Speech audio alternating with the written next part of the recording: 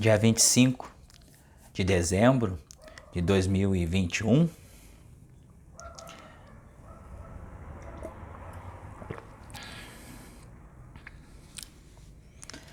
Após a noite de Natal, onde passamos uma ceia com a família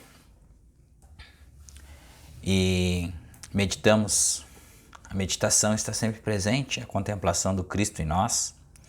E depois daquela live sensacional, aquela live maravilhosa no Instagram, falando sobre o Natal espiritual, que é o nascimento deste Cristo interior em cada um de nós, estamos de volta aqui, hoje no dia 25, para continuarmos os nossos estudos.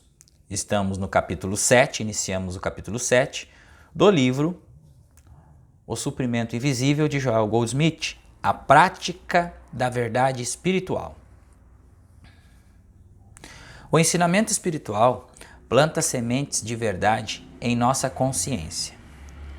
Então, o ensinamento espiritual, ou a escritura espiritual, ou os textos aqui do Joel, os textos do professor Hélio Couto, então é plantado a semente dentro de nossa consciência. A verdade, sinônimo de Deus, de amor, do Cristo, de Espírito, é plantada na nossa consciência como uma semente. Não importa a profundidade dessa verdade. Ela só pode penetrar nossa consciência em forma de semente.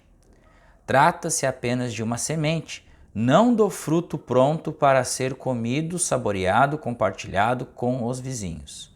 Não podemos compartilhar a semente.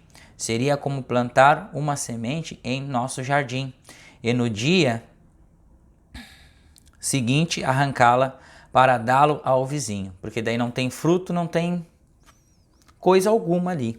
Por isso que leva um tempo para a gente estudar, para que a gente regar esse solo, cultivar esta semente, ou seja, cuidar deste Cristo interior, fazer com que ele se levante através de nós para seguirmos o nosso propósito. Se fizermos isso, jamais teremos uma colheita para dividir com os amigos, com a vizinhança e com a comunidade. Por isso que é importante nós mantermos no silêncio e no secreto. Tudo isso que a gente está compartilhando aqui em vídeos, que nós estudamos, nós meditamos, é preciso manter em silêncio. Até que venha a autorização do alto para podermos aí falar abertamente, mais abertamente. Leva tempo até que a semente se desenvolva e floresça em sua plenitude.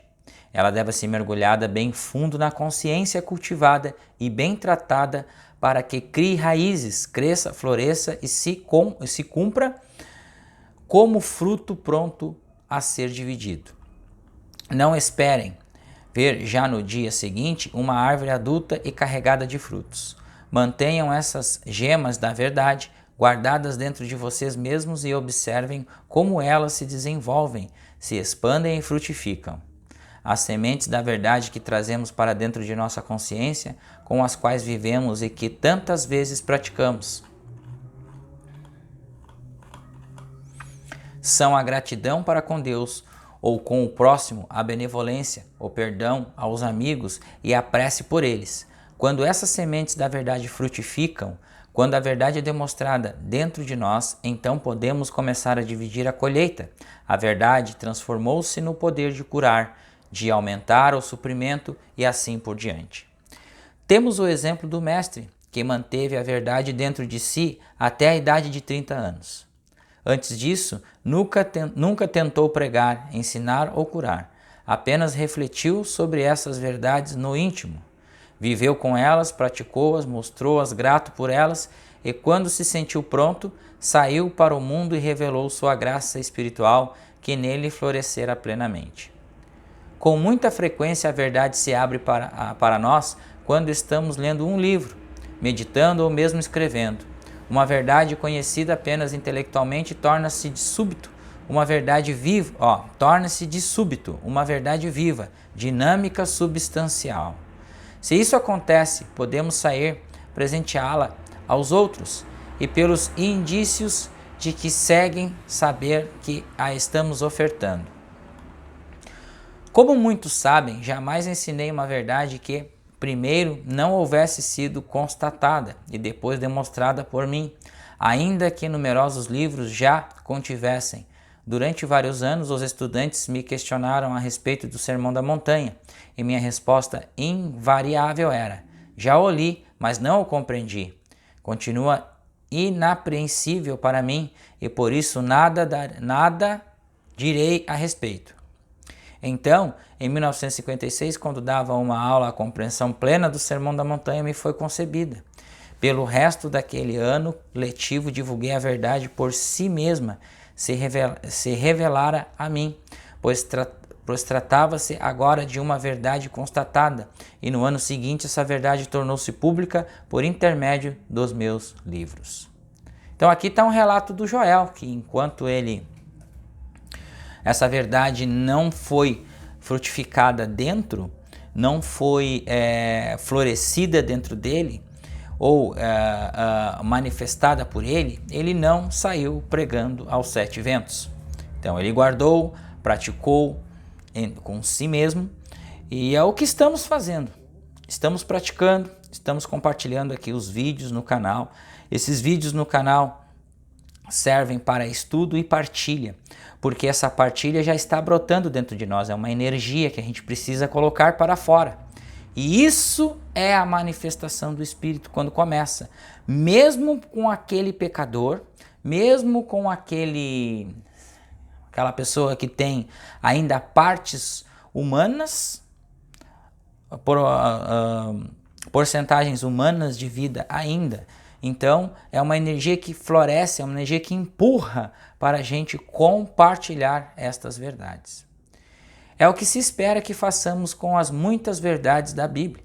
Não temos o direito de falar sobre elas até que se tornem vivas para nós, até que vivam em nós e a si mesmas se provem e demonstrem.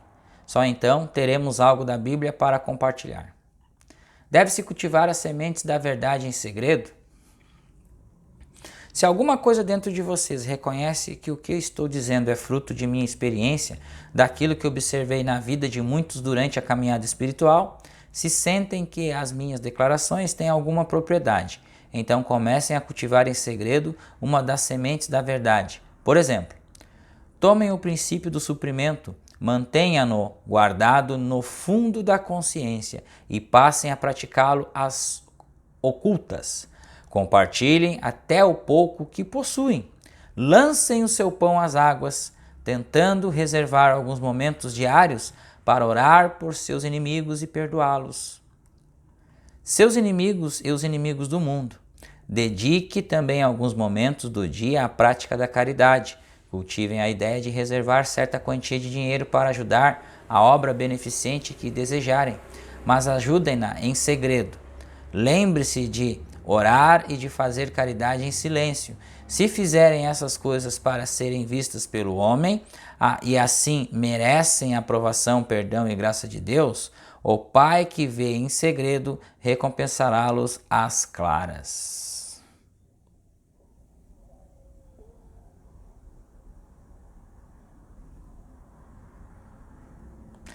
Pratiquem a gratidão. Pratiquem. Obrigado, Pai, eu tenho.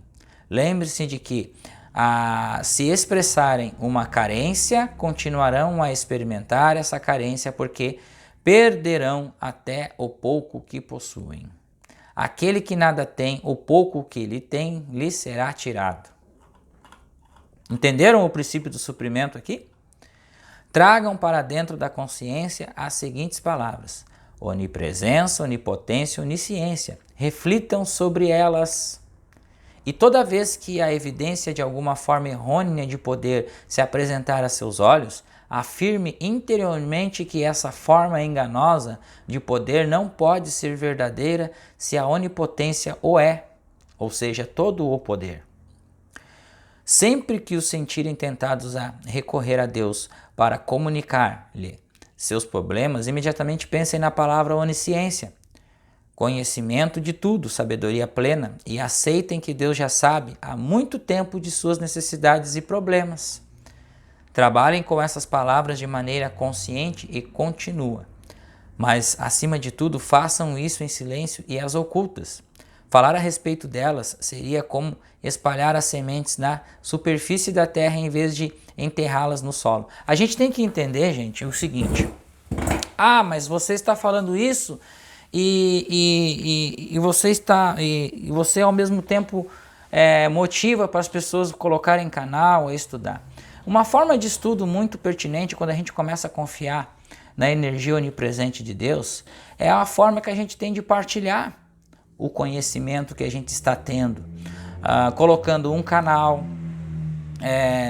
colocando uma página no Facebook para compartilhar textos, saber usar as redes sociais para disseminar a verdade, para disseminar textos para as pessoas poderem lerem, para aqueles receptivos poderem absorverem. E hoje na internet nós temos vários canais e páginas. Temos uma página sobre os estudos de Joel, do Giancarlo.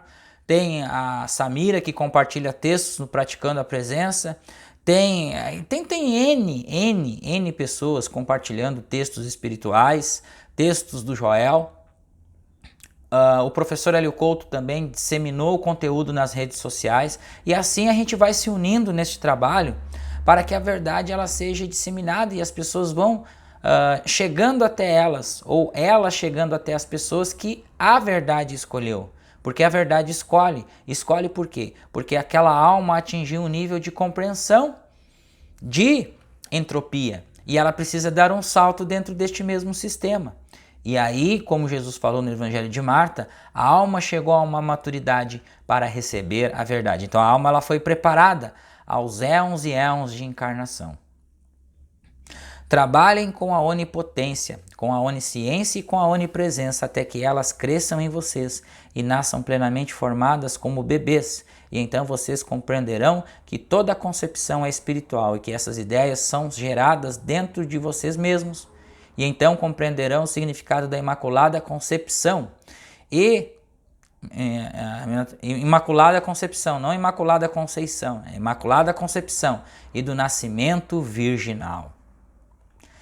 Essas ideias se enraizarão em nós como embriões da verdade, e após trabalhar com elas, refletir sobre elas e fruí-las em belo dia, vemos esses embriões de verdade nascerem virginalmente, com as características que se seguem. Elas surgirão alegres e cantando. Os sábios do mundo virão até nós e curvar-se-ão perante essa verdade a que demos nascimento. Homens e mulheres nos homenagearão por essa verdade que nasceu de nós e que agora se espalha pelo mundo a fim de abençoá-lo. Entretanto, antes que possamos apresentar a verdade ao mundo, temos também de levá-la para o Egito e ocultá-la durante algum tempo, pois o mundo sempre forceja por destruir a verdade. Por quê? Porque a verdade destrói o conforto da vida. A verdade destrói o conforto da vida humana. A verdade destrói o bem material e assim como o mal material. Aniquila o bem pessoal e erige em seu lugar o amor. Então, ele introjeta, ou ele substitui, ou ele ingere em seu lugar o amor divino. O amor que podemos compartilhar não apenas com os outros membros de nosso acanhado círculo religioso, mas também com os amigos, até que com os inimigos. Devemos amor aos nossos vizinhos, independentemente de suas crenças religiosas ou científicas. A verdade pode ser desagradável. A verdade costuma ser desagradável às pessoas que não estão à sua procura. Aqui é um ponto importante, gente. Toda vez que vamos partilhar um estudo, que vamos compartilhar algum conhecimento, a gente precisa saber se essa pessoa realmente está à procura de uma verdade, se ela realmente está questionando o mundo que ela vive, que ela percebe. Porque se a pessoa não está procurando a verdade, a verdade ela acaba sendo desagradável. A pessoa ela não vai mais falar com você. E isso aconteceu comigo. No início dos estudos, até 1 ano e meio atrás, compartilhava essas verdades com as pessoas da família, com os conhecidos, e as pessoas não aceitam porque elas não estão à procura da verdade. Elas são almas que estão plenamente na entropia e que ainda não chegaram ao nível de questionamento e compreensão deste mundo terrestre atual, desta terceira dimensão. Então elas estão passando por N problemas, mas elas não procuram saber da verdade. Sequer peguem uma Bíblia para ler, sequer vão a uma missa ou uma igreja, sequer assistam alguns vídeos que falam sobre Jesus. Essas pessoas sequer, o que elas fazem agora? Missa do Galo de noite, né? Missa do Galo, quando perto da virada da meia-noite, no Natal, assistem a Missa do Galo, mas não compreendem os princípios espirituais. Com essa chegada do Cristo ou Natal espiritual, como falamos em nossa live lá no Instagram. Então isso aqui é um paradoxo, porque a gente quer compartilhar esse fruto rico que está brotando dentro de nós, mas muitas vezes as pessoas não estão preparadas para recebê-lo. E isso causa um certo desconforto, um mal-estar dentro das pessoas. E à medida que avançamos no caminho da vida espiritual, vamos repelindo os modos de vida do mundo. A nossa linguagem se altera, as pragas e obscenidades desaparecem do nosso vocabulário. Isso aqui é muito pertinente, gente. Então a gente vai notando que acontecem milagres com a nossa vida. Porque antes de estudar isso aqui, eu era uma pessoa totalmente desbocada, uma pessoa que, não no sentido pejorativo, sim, mas uma pessoa que tinha um pavio curto demais, que só queria brigar, não tinha muita paciência. Hoje a gente observa, hoje nós temos um time de tempo para uma análise e a gente evita o máximo o julgamento humano. Então, o que a gente nota de crescimento individual quando a gente começa esses estudos aqui? Então, muitas coisas vêm alterando, a parte fisiológica também do corpo se altera, o controle do corpo ele começa a se alterar, a gente começa a perceber que a gente está dentro de um corpo, a gente consegue perceber que o corpo ele está programado como a nossa mente foi programada ao longo desses anos de desenvolvimento humano. Então a gente está fazendo um trabalho de reprogramação intracelular, celular, corporal, muscular. Então é todo um processo que vem acontecendo e a gente entende a questão das catarses, que são a limpeza, as alterações. E tudo isso acaba acontecendo para que se haja uma evolução, uma elevação, ou a sublimatio, sublime, que é um procedimento alquímico.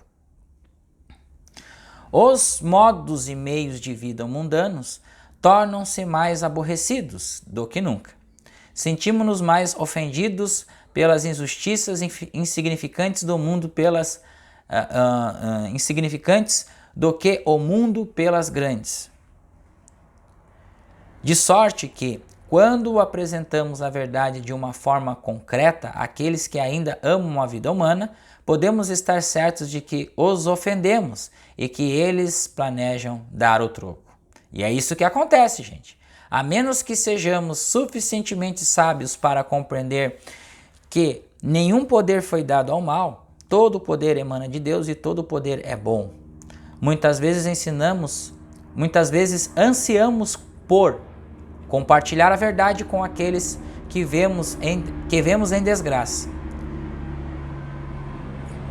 Sentimos o que sabemos pode ser tão importante para eles que saímos correndo e tentamos lhes oferecer esse conhecimento, mas quando vocês se sentirem tentados a isso, lembre-se do princípio do segredo. Lembre-se de que poderão conquistar as boas graças do vizinho, mas certamente perderão a graça de Deus. Conservem a verdade em seu íntimo até que ela frutifique. Não ofereçam a verdade que conhecem, ofereçam apenas os frutos dessa verdade. Perdão,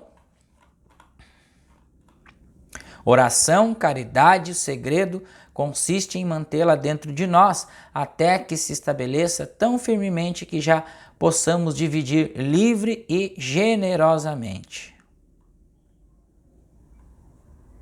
Então chegamos ao final desse estudo de hoje, no dia 25 de dezembro de 2020, com a seguinte palavra, gente. Então, toda a verdade é preciso manter em segredo. Toda a verdade é preciso manter nesse sigilo, até que ela transborde, que encha esse nosso vazio existencial e que essa força pode sair e brotar de nós. E assim começamos a lançar os nossos pães às águas. Mas o que a gente pode fazer é praticar a verdade, aceitar aquele irmão, compreender aquele irmão, ter o sentimento de benevolência, praticar esses ensinamentos, observar. Mesmo que você concorde externamente com aquela situação, mas internamente você está levantando Cristo naquela mesma situação. E aí vem a questão da impersonalização. Porque a gente está impersonalizando o próprio erro, porque o erro é a aparência, o erro é a forma com que ele está se apresentando, a forma daquele problema. E aí nós vamos impersonalizar aquilo, porque dentro de nós vai brotar um sentimento de serenidade, observação, compaixão e discernimento espiritual sobre aquilo ali. Então, mesmo que isso incomoda um pouco a gente, nós seguramos um pouco o nosso ego e vamos para dentro de nós, contemplar a verdade e liberar aquele irmão daquele problema. Liberar aquele irmão é liberar a nós mesmos. Liberar aquele irmão ou aquela situação é ir para dentro de nós e reconhecer o Cristo que está dentro de nós, pronto para nos auxiliar, colaborar conosco e nos conduzir à transcendência da imagem que está acontecendo perante algum problema, alguma situação. Porque problemas, na verdade, como a gente vai sempre repetir aqui, são os nossos aprendizados, são os nossos presentes. Reis Magos, um bom dia a todos, um muito obrigado, um excelente dia de Natal para todos vocês, um excelente dia do Cristo nascendo interiormente em cada um de nós. Paz do Cristo.